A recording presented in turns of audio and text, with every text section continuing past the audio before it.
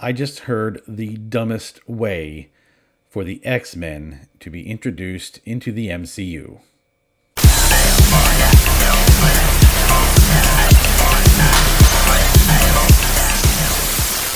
So I was browsing around the internet when I came across an article in Giant Freaking Robot.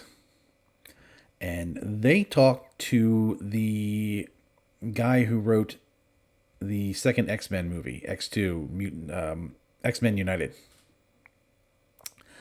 His name's Michael Daughtry. Daughtry. I don't know if I said that right or not.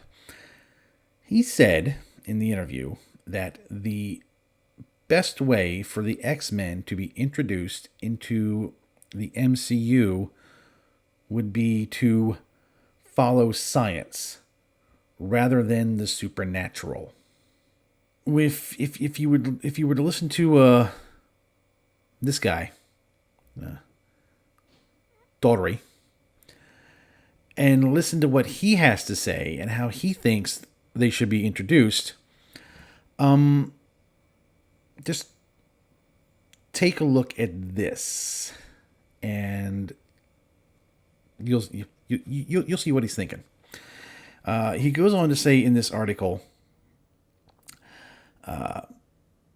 I feel like the most interesting organic way for the mutants to enter the MCU would be if mutants naturally start to evolve as a result of all the trauma and destruction that humans had to suffer through all of the battles and invasions and everything else that were subjected to.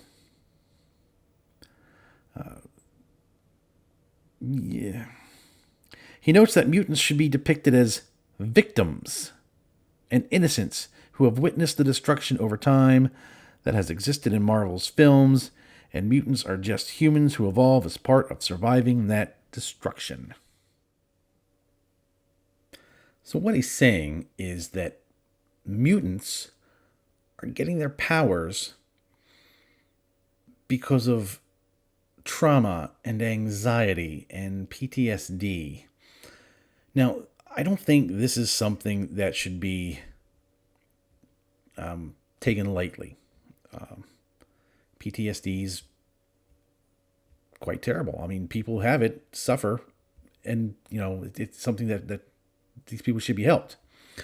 To take something like that and make it a catalyst for mutants to rise up is just the dumbest idea that I think anyone's come up with since them changing Namor. But allowing this to go, this isn't how they're going to enter the MCU. This is just one writer's way of thinking how they could, and it's a dumb way.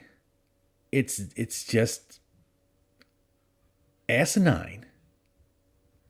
I mean, if this is following science, wouldn't we have people with powers today? I mean, there are countries where war is a common event.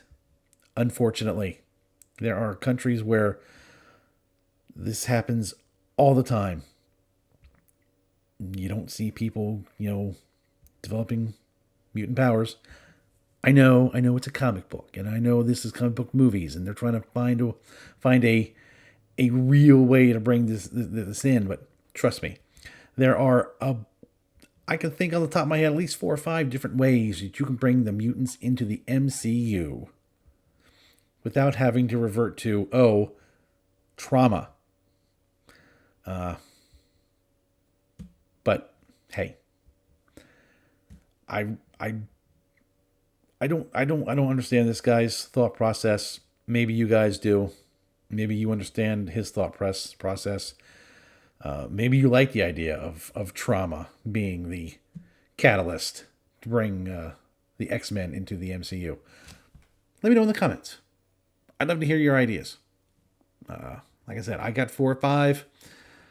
Maybe I'll run them down someday. If you guys want to hear them, let me know. I said I got loads of ideas. I can just come up with, I mean, just off the top of my head. I had like a bunch of them when I read the article. I will leave the article and the link to the article down below in the comments so you can read it for yourself. And I want to thank everyone for watching. I want to thank my subscribers. Like this video, share it with your friends. Share it with your friends who are fans of the X-Men, who can't wait to see them in the movies. Find out what they think. And see you guys in the next video.